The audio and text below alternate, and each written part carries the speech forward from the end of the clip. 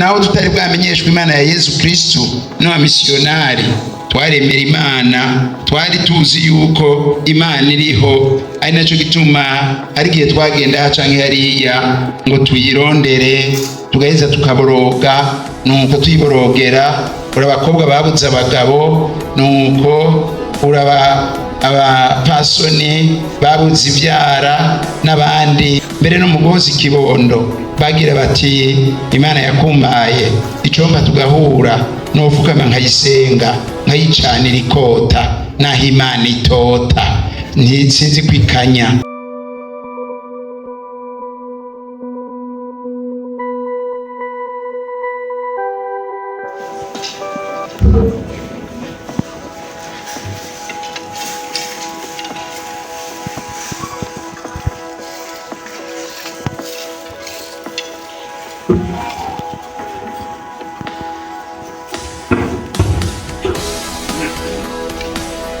Izina rya Data n'Umwana n'Umutima Mweranda.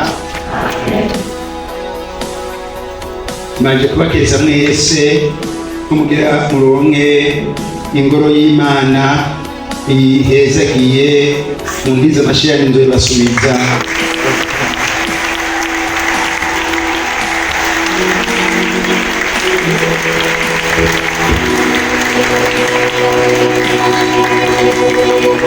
Yakengurukira n'umwe wese yitanze muri mwebwe, yababa ngaha canke imvukira, kugira ngo ingoro y'Imana izikunde n'ubu mu ndiza amashira ndabakengurukira.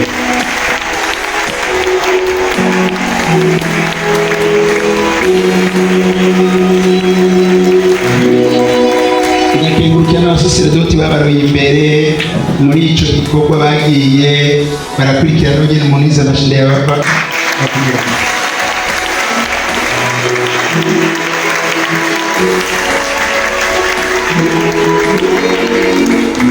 Imana nishimagizwe ninahazwe. Nuko rero mfatiye kuri musi mweze ingoro y'Imana, gafatanya no kuri bisomwa vyeranda duhejeje kumva, naguma ndavyitse muri izi ntumbero. Intumbero ya mbere, isengero ni ihuriro ry'Imana n'abantu. Ubwa kabiri, ingoro y'Imana niyo gusonerwa igihe cyose, niyo gusonerwa tukongera tukayishariza kuko ari iryo huriro. Ubwa gatatu, ingoro ya mbere y'Imana n'umuntu, n'uwo kubahwa, n'uwo kubahirizwa, n'uwo gusonera.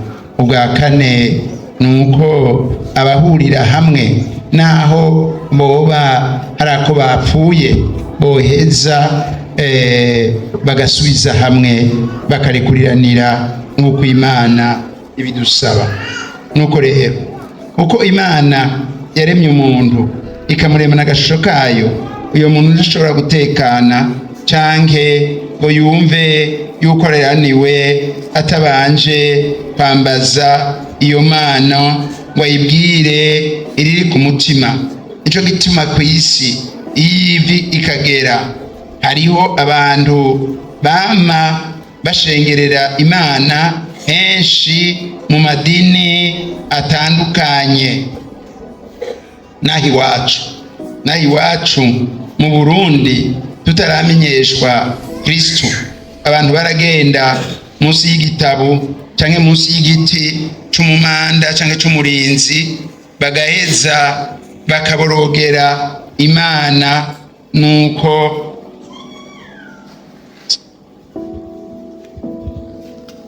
bakaborogera Imana bayibwira ayo bagowe.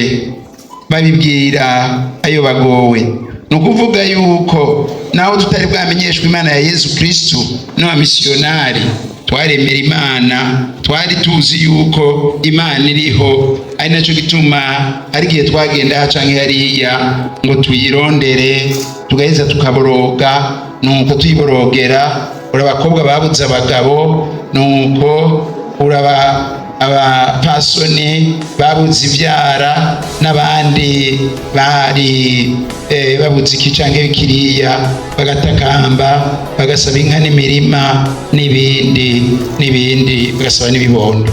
ego abarundi bamye bazi rero ko Imana iriho, ego mbere no mu guhoza ikibondo bagira bati Imana yakumpaye icomba tugahura nofukama nkayisenga nkayicanira ikota naho Imana itota ntisinzi kwikanya ndikanya na boroboro. Nuko ego basokuru bacu bari bazi neza yuko iyo Mana iheze ikaraba imiryango, ari nacyo gituma mu gasongero k'inzu abatazi agasongero ne hariya amajara hejuru bariko barayubaka mu nzu y'ikirundi bace bashiramwo akantu gatoboye, no kuvuga ko Imana yaraza igacica ijisho muri ako gatoboro ngo hezira abari bari mu muryango abari muri iyo nzu, no kuvuga ko bayemera. Nuko kandi mu nzu yo Murundi wo hambere harara amazi igihe cyose kugira ngo Imana ije kurema igakubita ukuguru mu mucanwa mu munyota cyangwa igakubita ukuboko mu munyota, ya Mana ishobore kwipfuvya yari ije kurema. Abarundi babyiyumvira uko mu minsi yahera. Nuko igisomwa cya mbere rero baduhejeje kumva umwami Dawudi yubakiye ingoro Imana, yagira ati cya gihugu cyatowe n'Imana kironke aho kizohora gihurira n'iyo Mana, cyambaze iyo Mana kibwira amagorwa gifise giheze kitakambira iyo Mana, kumbure ibakize abansi, ibakize abarondera inabi. Nuko araheza rero arayubaka kandi afise intumbero agira ati niyo twakwambariza ngaha iyo uri mwijuru urazohora wumviriza ibisabisho byacu, urabyumviriza. Turazi yuko uza ngaha kw'isi ukabana natwe nta gukekereza, none urumviriza ibisabisho byacu, uturekurire, utugirire ikigongwe, uduhezagire.